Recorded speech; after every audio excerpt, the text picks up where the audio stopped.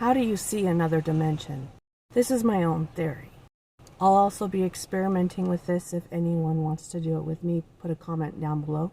Also, I posted a video earlier this year explaining how dimensions go from 0 to 1, 1 to 2, 2 to 3, and 3 to 4.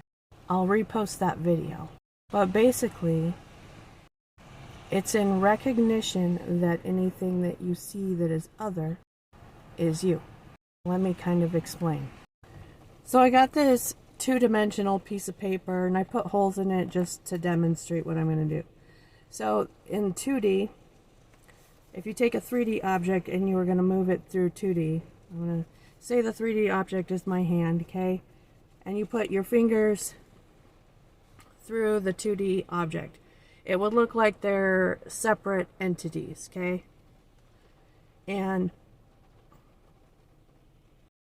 But we know for the demonstration that it is actually one entity. Now you'll know from my other video that a dimension becomes another dimension by recognizing that the other that it sees is also itself, and there's a connection that's formed, and the volume between that connection is what makes the other dimension.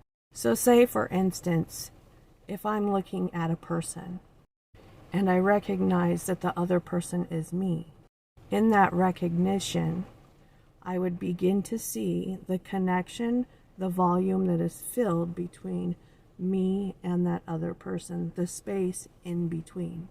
So just like in the cells of our body, all the cells of my body are me.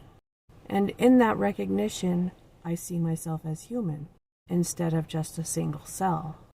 And what it looks like is that I am a solid. But physicists know that nothing is really solid. It's all dynamic and continuously moves. What will the space in between look like? And I think that a lot of us have had glimpses of this.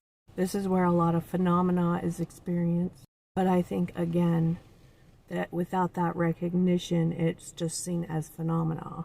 You know, in the Matrix where Spoon Boy says that there is no other, that the spoon is him.